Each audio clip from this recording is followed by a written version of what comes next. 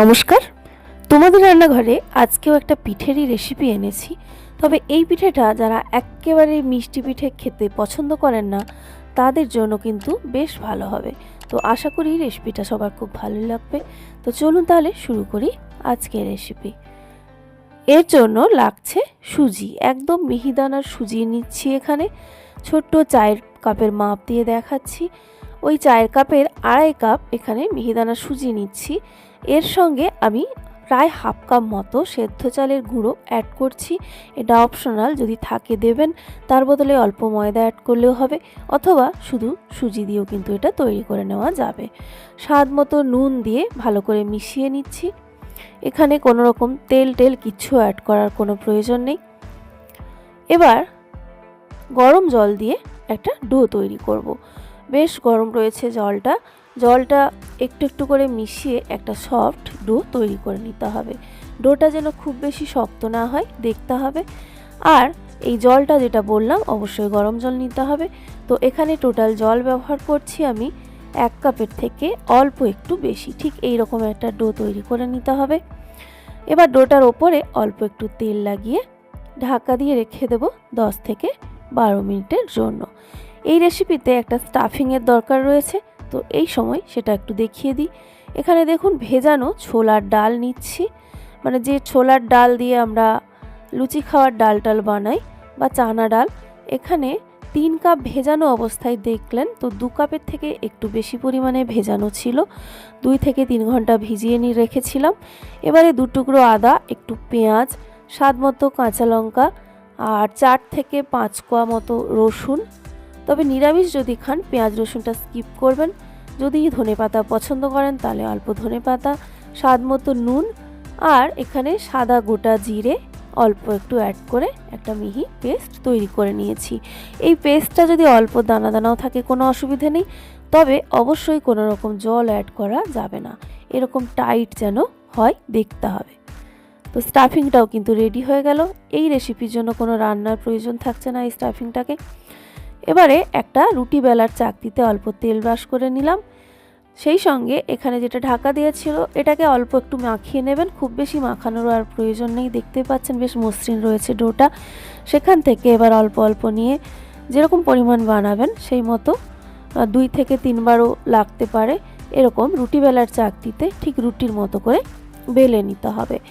আর এর থিকনেসটা কিন্তু একটু পাতলাই করবেন, মানে রুটি যেরকম হয় নর্মালি সেরকম পাতলা করেই তৈরি করবেন।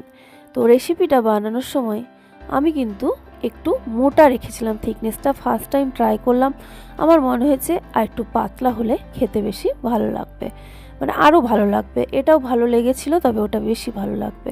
কুকি কাটার যদি বাড়িতে থাকে, নাহলে এরকম গ্লাস বা বাটি দিয়ে এইভাবে সমান আকারে কেটে নেবেন।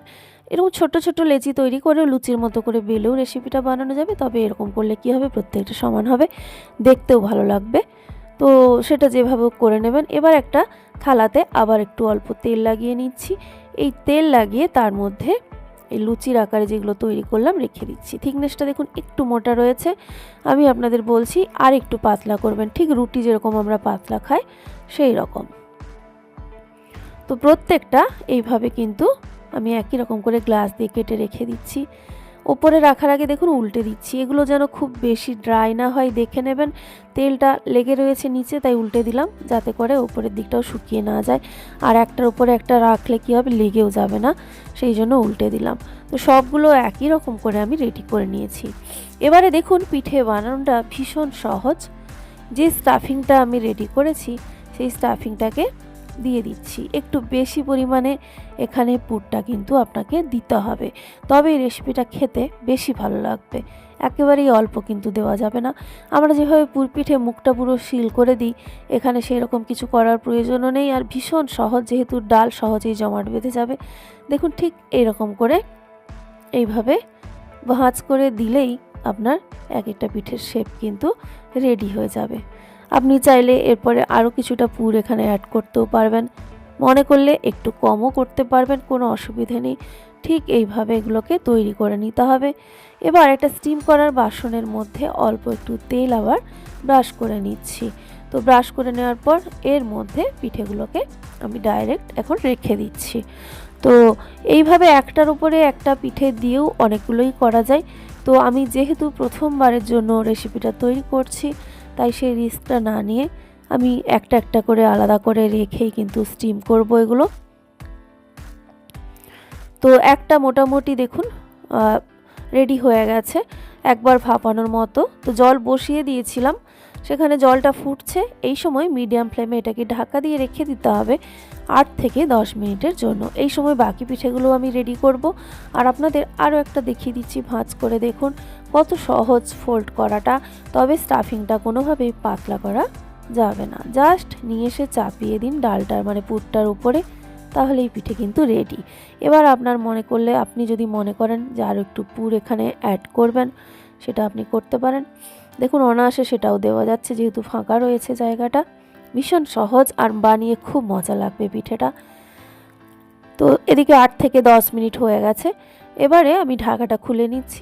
ঢাকা খুলে পিঠেগুলোকে তো মানে নামিয়ে নেব। তো এই নামিয়ে নেওয়ার পরে এইভাবেও কিন্তু পিঠেটাকে খাওয়া যায়, কোনো সসের সঙ্গে পরিবেশন করে, বা আমরা যারা পিঠে হিসেবে খাবো তারা কিন্তু নলেন গুড়ের সঙ্গেও খেতে পারি। তবে আরও এক্সট্রা স্বাদ বাড়ানোর জন্য আমি গ্যাসে একটা কড়াই বসিয়ে দেবো। কড়াইটা ভালো করে গরম করে তাতে অল্প সর্ষের তেল বা সাদা তেল দিয়ে, তাতে অল্প একটু কালো সর্ষে, একটু গোটা জিরে ফোড়ন দিয়ে, তার মধ্যে যদি পছন্দ করেন তাহলে অল্প কারি পাতা, বা যদি পছন্দ না করেন তার বদলে একটু ধনে পাতাও এখানে দিয়ে দিতে পারেন। আর অবশ্যই শুকনো লঙ্কা দুটো অ্যাড করে দেবেন, তাহলে তার গন্ধটা বেশ ভালো হবে আর ঝাল ঝাল বেশ ভালোই লাগবে। তারপরে পিঠেগুলোকে দিয়ে একটু উল্টে পাল্টে এটাকে ফ্রাই করে নিতে হবে। তো এই রেসিপিটাকে অ্যাকচুয়ালি আমাদের নন বেঙ্গলি খাবার, এটাকে ফাড়া বলা হয়। তবে আমি দেখলাম যে এটা আমাদের অনেকটাই পুর পিঠের মতোই। তো এবার নাড়াচাড়া করে ফ্রাই করে ওপর থেকে যদি পছন্দ করেন একটু লঙ্কার গুঁড়ো ছড়িয়ে জাস্ট 2 থেকে 3 মিনিট নাড়াচাড়া করেই পরিবেশন করুন। তো এটাকে গরম গরম যে কোনো ধনেপাতার চাটনি বা অন্য কোনো সসের সঙ্গে পরিবেশন করতে পারেন। ঠান্ডা হয়ে গেলে পিঠের মতো নলেন গুড়ের সঙ্গে খেতে পারেন।